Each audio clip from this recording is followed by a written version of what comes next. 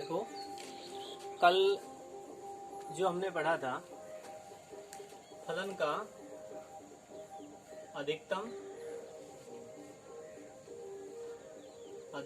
तथा निम्नतम मान।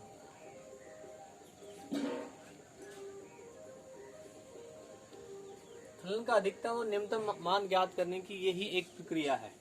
आप आगे जब पढ़ेंगे फर्स्ट ईयर में, सेकेंड ईयर में, इसी प्रकार से ज्ञात करेंगे। कैसे कि पहले फलन का एक बार अवकलन, x का मान निकालेंगे। ठीक है, जिस भी फलन को आपने अधिकतम बताना है या निम्नतम बताना है या उसको ज्ञात करना है, दोबारा अवकलन ज्ञात करेंगे। और दोबारा अवकलन ज्ञात करेंगे और x के जो मान आते हैं आपके, x1 आता है एक मान, x2 आता है, जितने भी आते हैं वो इसमें रखेंगे। किसमें? द्वितीय अवकलन में। और यदि ये 0 से छोटा आता है, ध्यान देना है, ये छोटा आता है तो ये जो बिंदु है जिस पर ये आ रहा है वो अधिकतम बिंदु कहलाएगा। उसमें मैंने स्पष्ट लिखवाया था, अधिकतम बिंदु कहलाएगा। और ये उस फलन में रख देते हैं तो क्या आएगा? वो अधिकतम मान हो जाएगा। ठीक है। और x2 पे यदि 0 से बड़ा आता है तो क्या आएगा? निम्नतम बिंदु, और मान क्या आएगा? निम्नतम मान आएगा। ठीक है, ये तो है एक व्यापक प्रक्रिया किसी भी फलन की आपने बताने के लिए। चाहे कोई भी फलन हो, चाहे आयतन अधिकतम बताना है तो आयतन अधिकतम बताना है तो उसका अवकलन करेंगे, फिर उसका अवकलन करेंगे। जिस त्रिज्या बताना है, किस बताना है, तो वो मान उस पर रखेंगे। ठीक है। दूसरी आपको बताया था कि कुछ फलन हमारे पास ऐसे हैं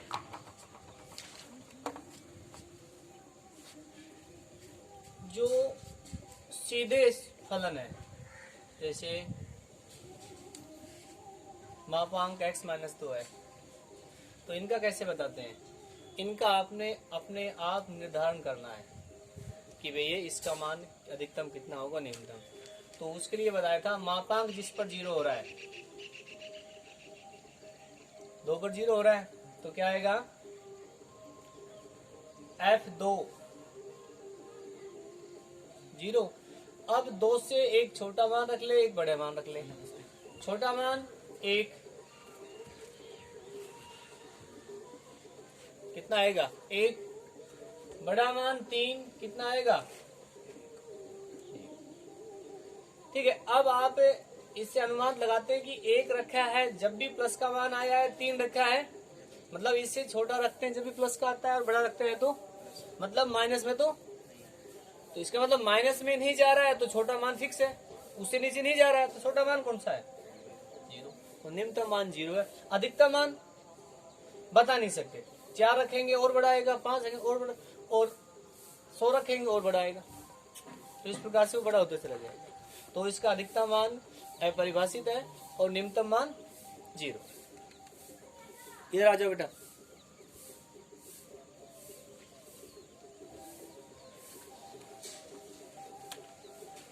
ठीक है। इसके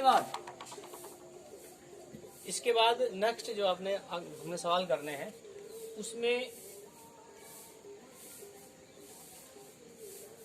अधिकतम तथा निम्नतम मान ज्ञात करने हैं।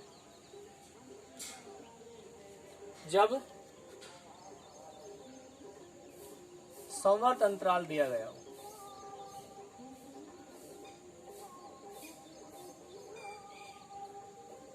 क्या दिया गया हो? संवत अंतराल। बस इन दोनों में यही अंतर है कि इसमें y बराबर fx दिया है, ठीक, अंतराल आपको ये दिया है। इसका एक बार अवकलन ज्ञात करेंगे। ठीक है। अधिकतम और निम्नतम मान के लिए अवकलन क्या होना चाहिए? अधिकतम और निम्नतम मान के लिए अवकलन क्या होना चाहिए? 0 होना चाहिए। तो इसको 0 के बराबर करेंगे। ठीक। x का मान आपने निकाल लिया, मान लो एक आया x1, एक आया x2। अब जब अंतराल दिया है तो डबल अवकलन नहीं ज्ञात करेंगे। ठीक है। अब आपने क्या करना है, x बराबर में x1, x बराबर में x2, x बराबर में a, x बराबर में b, कितने मान हो गए? ये चारों आपने फलन में रखने हैं। इसमें रखेंगे fx1, इसमें रखेंगे fx2, इसमें रखेंगे fa, इसमें रखेंगे fb। अब इनका मान ज्ञात करेंगे। ठीक है, अब इन चारों में जो सबसे ज्यादा मान आएगा वो अधिकतम मान कहलाएगा, जो सबसे कम मान आएगा वो निम्नतम मान कहलाएगा। बस शर्त ये है जो x1 x2 आ रहे हैं ना, वो ab के बीच में आने चाहिए। यदि इसमें से कोई भी एक मान बाहर आता है तो उसको छोड़ देंगे, मतलब यहाँ पर उसको नहीं लेंगे। ये है अधिकतम और न्यूनतम मान ज्ञात करने की दूसरी प्रक्रिया, जिसमें क्या दिया गया हो, अंतराल दिया। अंतराल नहीं दिया गया है तो दो बार अवकलन। दो बार अवकलन में यदि 0 आ गया तो उस वक्त क्या लिखवाया था, ये विधि असफल हो जाएगी, इसके आगे और प्रक्रिया होगी। लेकिन हम ये विधि यहीं असफल करके तीसरी विधि पढ़ेंगे जो सभी फलनों पर लागू होती है। कितने फलनों, कैसे फलनों, सब पे लागू होती है। तो आज इस पर देखो एग्जाम्पल।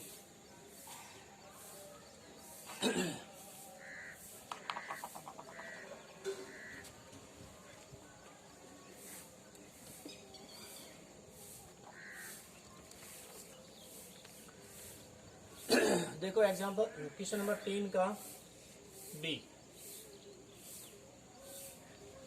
fx दिया आपको 3x की पावर 4, 2x की power 3, 6x square plus 6x plus 1 और x बिलोंग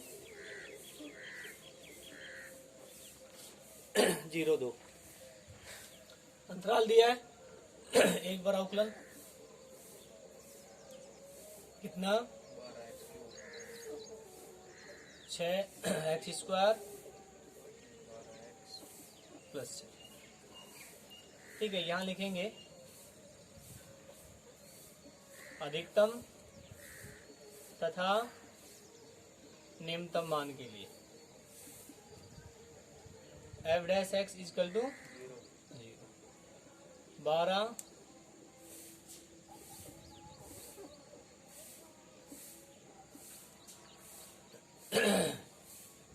ओमन कितना, 6x स्क्वायर 2 6 आ जाएगा, सॉरी ये भी आ जाएगा 2x माइनस में, तो 6x square minus 6, 2x minus, तो 6x square minus 6 equal to 0।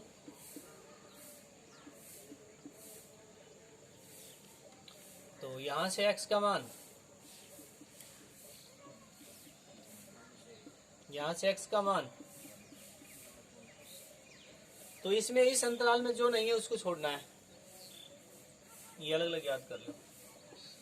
1 0 से 2 में है, x बराबर में 0 से 2 में नहीं है, और x बराबर 1/2 है। तो आपके पास कितने मान आता है, पहले f0 इसमें रखेंगे, मान ज्ञात करना है तो फलन में रखेंगे, कितना आएगा 1, ये 0 ये 0 ये 0 ये 0। दूसरा 1, क्या 1/2 रख लो, क्योंकि 0 के बाद कौन सा है 1/2, तो भाई 3/16, 2/8, 6/4, 12 प्लस 1,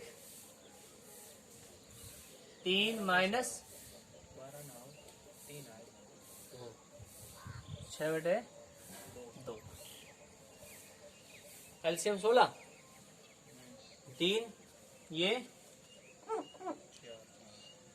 4, 24, 48 प्लस 16/16। तो भाई ये 20 बचा, 24 और 4 28, 20, 20 और 16 36 और 3 39/16। अब F1 3 - 2 - 6 + 6 2 और F2 कितना 16, 2 गुणा 8, 6 गुणा 4, 6 गुणा 2 + 1 48 + 12 40, 16 और 24 कितना बच गया 8, कितना आ गया 21। अब यहां लिखेंगे अधिकतम मान। देखो इन चारों में से कौन सा है 21 ही है। और निम्नतम मान 1 ये बताना है, ठीक है। इसका स्क्रीनशॉट लेके आप उतारेंगे। देखो क्वेश्चन नंबर 3 का सी। f(x) बराबर है x + sin 2x और x बिलोंग कर रहा है 0 से 2 पाई में। क्या आपकी क्रिया f'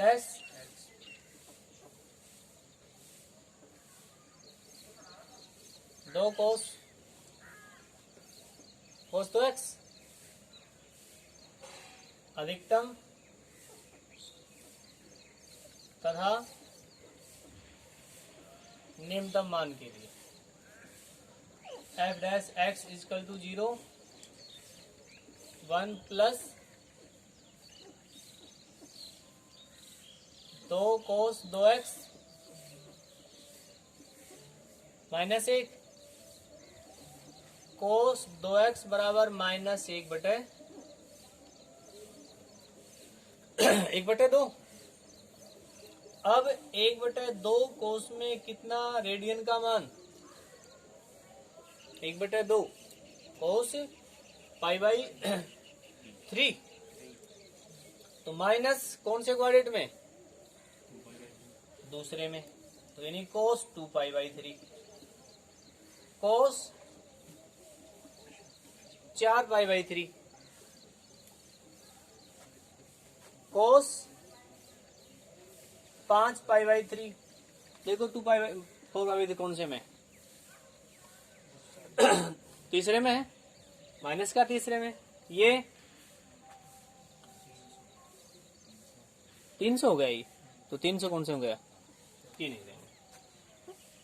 और तो इसके बाद ये देखो पहले में ये भी नहीं लेंगे 8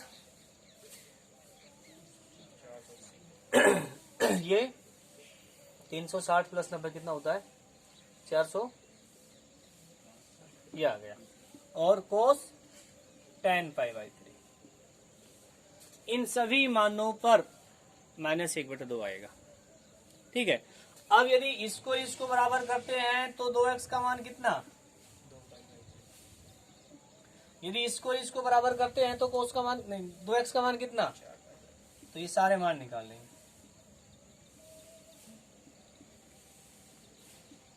मान निकालना है x का 2 का, इनको बराबर करें तो 2 को भाग, तो x बराबर में 2π/3 4π/3 और ये सारे इसके बीच में होने चाहिए 0 से 2π के बीच में, ठीक है। ठीक है, कितने मान हो गए? 1 2 3 4 5 6 हो गए। अब रखते चलो मान भाई। पहले 0 0 प्लस साइन 0 0, फिर π/3 π/3 प्लस साइन 2π/3 π/3 प्लस π/3 साइन में √3/2 60 डिग्री हो जाएगा। और क्वाड्रेट दूसरे में एक इसका होता है, प्लस का ही होता है। 2π/3 और 2π/3 प्लस साइन 4 हो जाएगा ये। तो मान तो वही √3/2, लेकिन क्वाड्रेट कौन सा है? तीसरे माइनस का, और ये 2 हो जाएगा। आगे 4π/3 4π/3 प्लस साइन 8π/3 प्लस हो गया माइनस, कौन से क्वाड्रेट में? तीसरे में, सॉरी दूसरे में, प्लस का। और 5π/3 ये 10π/3 ये तीसरे में जाएगा, क्योंकि आपने जो मान लिए है ना, ये है दूसरा तीसरा, और ये भी दूसरा तीसरा। अब कौन सा बच गया? 2π। तो भाई 2π प्लस साइन 4π, साइन 4π का मान 0, कितना आ गया? 2π। अब भाई इसमें सबसे अधिक मान देखो कौन सा है, ये होगा मेरे हिसाब से। तो सबसे अधिक 2π, सबसे कम ये बता, ठीक है। तो अब इसमें आपने तीसरे के 4 है जो हो जाएंगे। इसके बाद आओ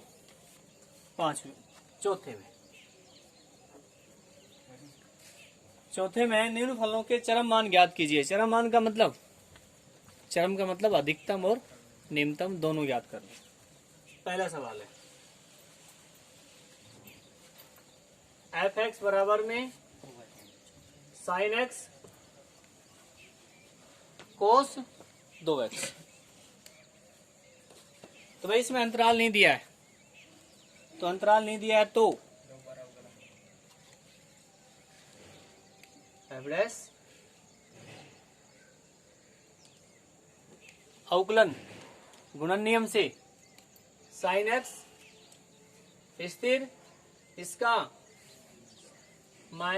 2 sin प्लस cos 2x स्थिर, और cos x नहीं, हाँ cos x।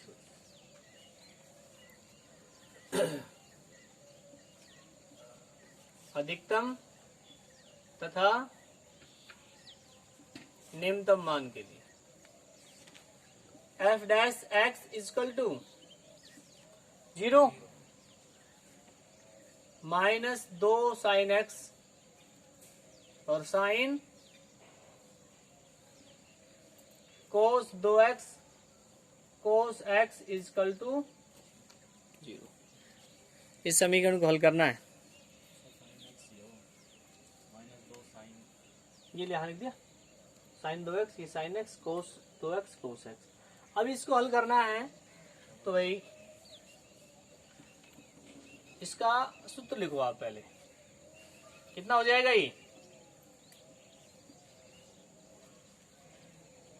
इसका सूत्र क्या होता है? 2 sin x cos x, 2 sin x cos x, तो 2 से 4, एक साइन से साइन स्क्वायर, कोस ये आ गया, plus cos 2x cos x। अब इसमें से cos x कॉमन ले लो, कितना बचा? यहाँ कोस 2x का साइन में से तो लिखो।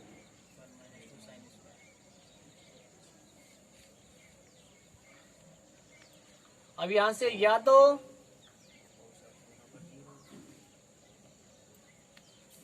या पीछे हो जाएगा,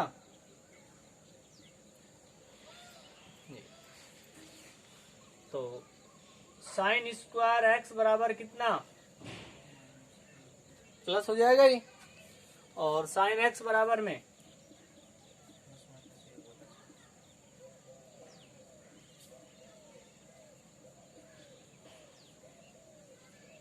और यहां से एक्स बराबर में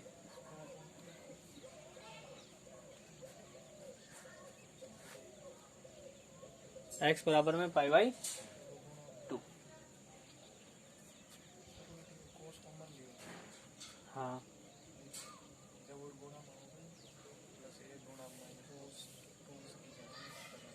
ये सूत्र लगा दिया कोस 2x की जगह। हाँ यहाँ अरे ये कोस 2x लिखा हुआ है, ये कोस 2x लिखा हुआ है। कोस 2x ये कितना, 1 - 2 साइन स्क्वायर एक्स, जो सूत्र होता है। तो भाई डबल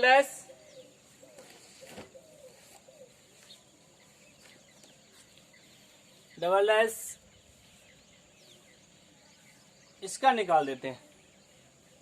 देखो यहाँ एक स्टेप मैं और बढ़ा रहा हूं, क्या है यहाँ पर, कोस एक्स 1 माइनस में 6 साइन स्क्वायर एक्स, ये बराबर में। अब आपने इसको हल किया है, हल करते आए ये आया है, तो आप इसका अवकलन कर दो, दोबारा अवकलन इसकी करने की बजाय इसका करने की बजाय, तो क्या आएगा, कोस स्थिर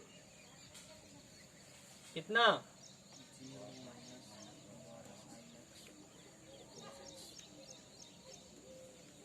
प्लस ये साइन एक्स और ये क्या आ गया, 2 बार अवकलन। ठीक, इसको आगे हल मत करो, यहीं तक रखो। अब आपने क्या ज्ञात करना है, अधिकतम और निम्नतम मान।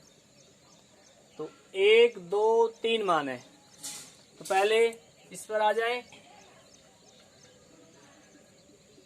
पाई बाई 2 पर यहां रखो पहले, एक्स की जगह पाई बाई 2 कितना हो जाएगा, तो ये पूरा 0 यहां रखो, -1